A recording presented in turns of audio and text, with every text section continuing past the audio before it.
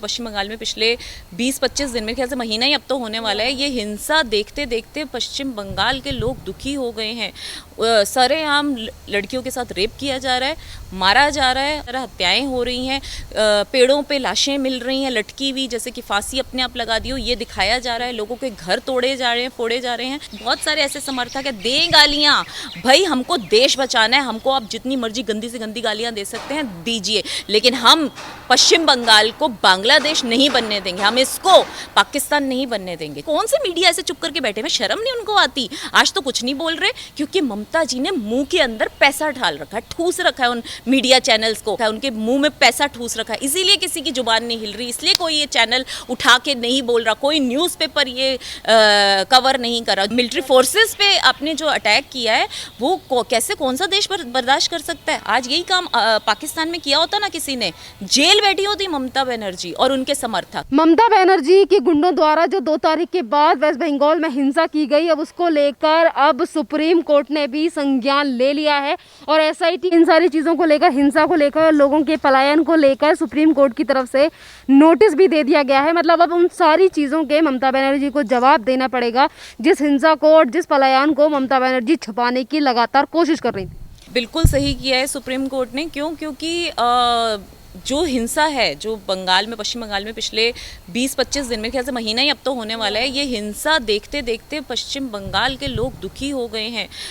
सरेआम लड़कियों के साथ रेप किया जा रहा है, मारा जा रहा है, मतलब रेप करने के बाद फिर मारा भी जा रहा है, ऐसे नहीं, रेप करके फिर मारा जा रहा है, हत्याएं हो रही हैं, पेड़ों पे लाशें मिल रही हैं लटकी हुई, जैसे कि फांसी अपने आप लगा दी हो, ये दिखाया जा रहा है। लोगों के घर तोड़े जा रहे हैं, फोड़े जा रहे हैं। तो ये वाली जो राजनीति है ना, क्योंकि क्यों करा जा रहा है? क्योंकि उन्होंने भाजपा को सपोर्ट किया, क्योंकि उन्होंने भाजपा को वोट दिया, और जिन बेचारों ने नहीं भी दिया लेकिन उनके ऊपर शक है, उनको भी टारगेट किया जा रहा है कि हाँ, यहाँ से भाजपा जीती है, इस एरिया से भाजपा जीती है, तो उसी एरिया के लोगों को टारगेट कर करके मारा जा रहा है, पीटा जा रहा है, रेप किया जा रहा है। तो इस पे जब राज्यपाल जी ने, धनखड़ साहब ने रिपोर्ट कहा कि आप दीजिए, जो हिंसा की है उस पर कार्रवाई कीजिए, ममता जी को कहा, तो अभी तक उस पर कोई कार्रवाई नहीं हुई। कुछ दिनों के लिए जिन लोगों को जेल में भेजा गया उन्हें बाहर निकाल भी लिया गया क्योंकि वो टीएमसी के कार्यकर्ता थे। तो ये सब देखते हुए वहाँ की जनता जो है वो अपने आप को ठगा सा महसूस कर रही है। उनको लग रहा है कि पश्चिम बंगाल अब पश्चिम बंगाल ना रहकर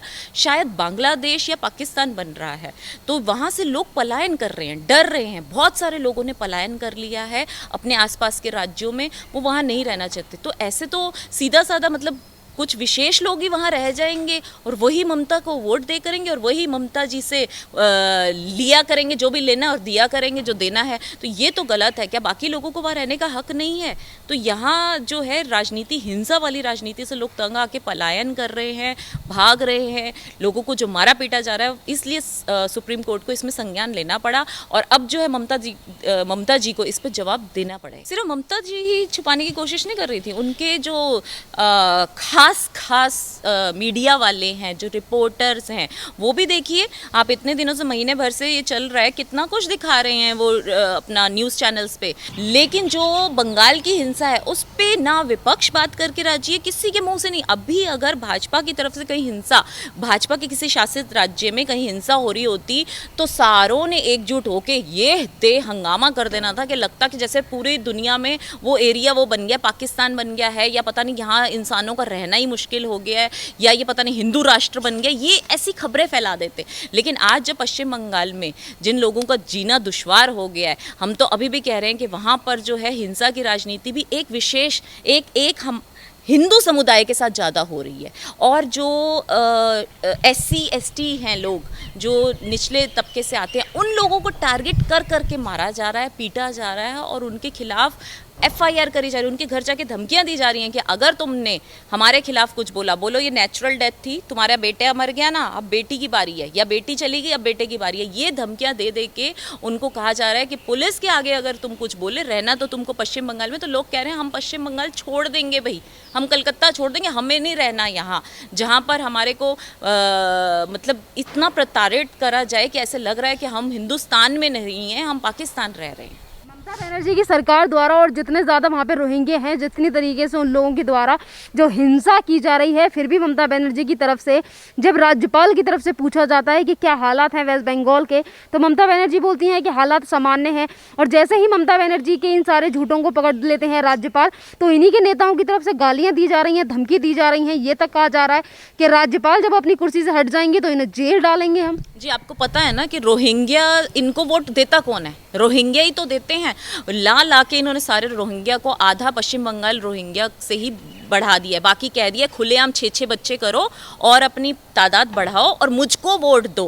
क्योंकि आपने पीछे भी देखा होगा कि ममता बनर्जी ने पहले भी ये बयान वोटों के बीच में ही, इलेक्शन के बीच में ही दिया था, सभी मुस्लिम एकजुट हो जाएं और मुझको वोट दें। इस राजनीति को क्या कहेंगे? गालियां देंगे मुसलमान हमको, मुझे भी बहुत ट्रोल करेंगे, गालियों पे गालियां देंगे। और बहुत सारे ऐसे समर्थक है, दें गालियां भाई, हमको देश बचाना है, हमको आप जितनी मर्जी गंदी से गंदी गालियां दे सकते हैं, दीजिए, लेकिन हम पश्चिम बंगाल को बांग्लादेश नहीं बनने देंगे, हम इसको पाकिस्तान नहीं बनने देंगे। चाहे इसके लिए जितनी मर्जी आप गंदी गालियां दें, चाहे कुछ कर, लेकिन हम नहीं बनने देंगे। जो आज वहाँ हालात हैं, उन बेचारे परिवारों से जाके पूछो ना, जिनकी बेटियों की इज्जत लुट गई, जिनकी बेटियों के साथ रेप होकर उनकी जान से भी गंवाना पड़ा, फिर उसके बावजूद भी उनकी जान को खतरा है, उनको कहा जाता है तुम्हारी बेटी तो गई थी, अब बेटा भी चला जाएगा, तुम भी चले जाओगे अगर तुमने हमारे खिलाफ FIR लिखवाई। इसे क्या कहेंगे? इसे कौन सी राजनीति, कौन से मीडिया ऐसे चुप करके बैठे हैं? शर्म नहीं उनको आती? आज तो कुछ नहीं बोल रहे क्योंकि ममता जी ने मुंह के अंदर पैसा ढाल रखा है, ठूस रखा है उन मीडिया चैनल्स को, विदेशी मीडिया को खरीद रखा है, उनके मुंह में पैसा ठूस रखा है, इसीलिए किसी की जुबान नहीं हिल रही, इसलिए कोई ये चैनल